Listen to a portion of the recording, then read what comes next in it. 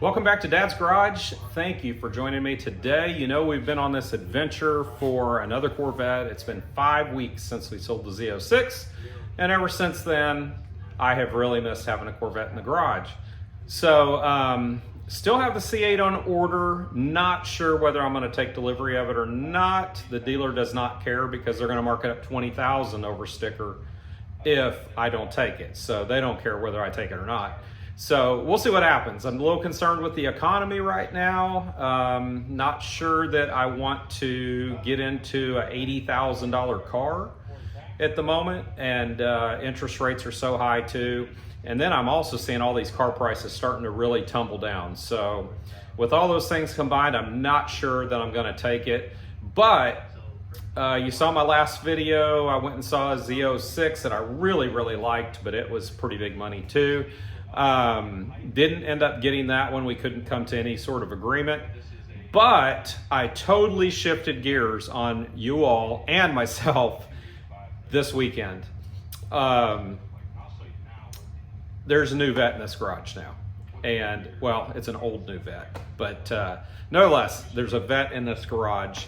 And let me show it to you, and then we'll kind of talk about the reasoning behind why I went this direction.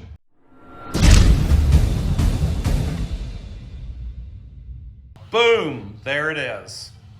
So what we did here is we got us a Cherry 2010 Grand Sport, and I'm sorry this camera is a little bit full because it is freezing outside and I'm not opening that garage door. But this is the car that I ended up picking up yesterday.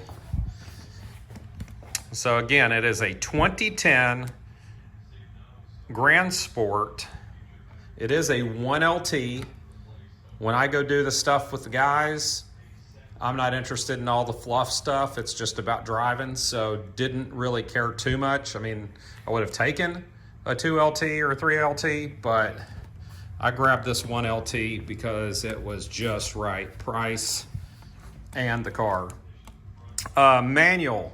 Huge thing to me for this one, and this one does have a manual. Kind of getting tough to find manuals. Finding a lot of autos, but not very many manuals. And I'm sorry this garage is such a mess. My wife has brought down all the Christmas stuff from the attic and has this garage just full of stuff. But that's it right there. It's got 24,000 miles. It was owned by a dentist, and the car is just cherry. So that's it. So let me tell you a little bit about the car. So again, it's a 1LT Grand Sport. The modifications that have been done on it have been very slight, and it's all bolt-ons. It does have headers from LG Motorsports. It has an LG Motorsports air intake on it. It has LG Motorsports high flow cats and an LG Motorsports exhaust system. It does have a short throw shifter in it too, which is really nice. So got a lot of things I'm going to do to this car, and I'm going to bring all of them to you. So why did I go this route? Well, I went with a 13-year-old car because one, it was super low miles, half the price of the Z06 that I was just in, and it's a super fun car, especially with the manual. With an automatic, I don't know if it'd be quite as fun, but with the manual, it is super fun. And this one's pretty lively. I'm going to talk to LG Motorsports tomorrow and find out more about what they did to the car. I know nothing internal has been done to it, so I am told that this thing's probably sitting at about 460 to 470 horsepower right now. And it's super light. It's like 3,200 pound car. And I am going to weigh it later. We're going to get that on a short one night. We're going to go to the truck stop. We're going to weigh this thing and see how much it really weighs. Just like I did the Scat Pack about a year ago. But this thing is absolutely cherry. It has almost nothing in the way of rock chips or anything on it. It does have a set of ZR1 wheels. So these chrome wheels are off of a C6 ZR1. They're the same size as what is on the C7 Z06s. So it's actually one size larger than what actually comes on this car. So it's got 19s on the front, 20s in the rear, 335s on the back, just like what was on the Z06 that we had. The interior of this car is absolutely cherry. It looks almost brand new. And I hear a lot about the seats in these cars. Compared to a C7 seat, the C7 seat has a lot more bolstering. That is absolutely a correct statement. That you move around in this car more. But I gotta tell you, just for cruising, I like these seats a lot better than the ones that were in the C7 Z06. The C7 Z06 had very little padding in the seat itself. And as I've gotten older, I have very little padding in my seat as well. So having the extra padding that these seats provide is really nice. So I'll just tell you a little bit about what we're gonna do to this car. So one, we're gonna black it out. So what we're gonna do is we're gonna take this badging, this chrome badging. You got the chrome Grand Sport right there. You've got the, sorry it's dirty, it's got grass blowing all over it too. You got the chrome here. We're gonna get rid of all that. I am undecided on the wheels. So I'm not a big chrome fan, so my thought initially was I'm gonna see if I can get these wheels powder coated. I've been told with the chrome you can, but there's a lot of labor into it because I got to get all the chrome off or it won't stick good. So I really don't know what that is. What the process would be or if it's worth it. So I'm going to talk to a powder coater tomorrow to see if we can get these wheels done in black or not.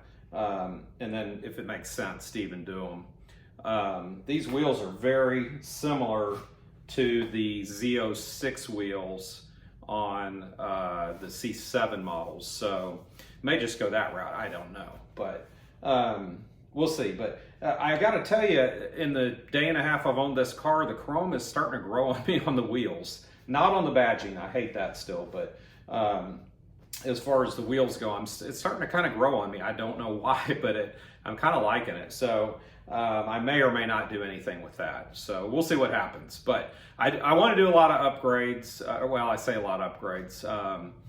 One thing I want to do for sure is there's no backup camera. There's no, CarPlay or anything like that. That didn't come around till the later C7 models. I think 2016 maybe was the first time they had any Apple CarPlay or anything like that. So it's going to go in and get that done this week. It's going to get a backup camera and it's going to get a new head unit this week so that it will have Apple CarPlay, and all that. So it'll be much more modern in that way.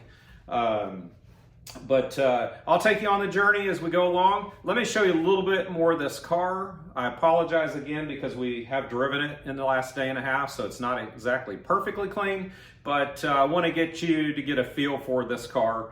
Again, the reason why going this route is because it's so much less expensive and you can spend a little bit of money on it, have a fantastic car, and still, not have a lot in it. So anyway, we're not going to go crazy with spending money on it, I can tell you that. We're just going to do things that are really kind of necessary or fairly inexpensive, to make it mine. So let me take you for a little tour of this thing. So you see the interior, it's, super clean.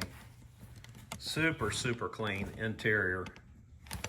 I thought that shifter was funky looking at first. I really didn't like it. But it is super comfortable because you can shift it by grabbing the top or the side either way. So it's very comfortable. So although I think aesthetically it looks kind of bad, it's, I do like it. It's quite functional. There's the stereo system. It's a 6 CD changer. That whole thing's just got to go. So that's kind of the inside of the car. And then we've kind of already gone around the outside to show you the outside. So super, super clean ride. Super duper clean under here. I've seen a lot of these covers that the paint's coming off. So this is super, super clean under here. There's that LG Motorsports intake.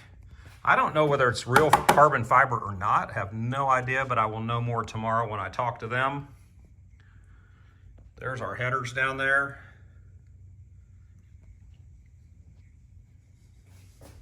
So that's it. The 2010 Grand Sport is here and the project will start this week, as a matter of fact. And I'll bring you every step along the way. It's going to be a fun project to do, and I think the car is going to look really cool when we're done, just with some minor, fairly inexpensive things. And we're going to bring it up to date, you know, getting us some Apple CarPlay, you know, so we can use maps and, you know, music. The only music you can use right now is the radio. And then also getting a backup camera, which I think is huge, you know, to have that available. So anyway, tell me what you think about this. Is this the right move, or should have we just gone a whole different route? Tell me what you think about it.